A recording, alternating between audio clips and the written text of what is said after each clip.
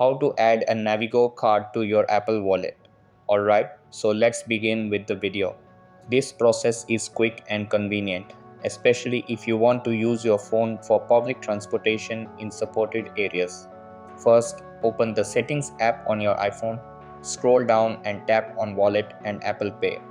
Here, you'll see all the cards currently linked to your Apple Wallet or Apple Pay, including payment and transit cards. To add your Navigo card, tap Add Card, then select Travel Card from the list of available options. You'll be taken to a new screen where you can search for Navigo. If you're in a region where adding the Navigo card is supported, such as the Île-de-France area in France, it should appear in the search results. Tap on it to proceed.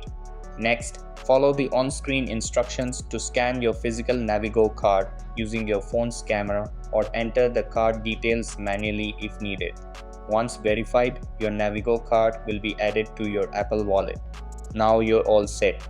You can simply tap your iPhone on compatible transit readers to use your Navigo card directly from Apple Wallet.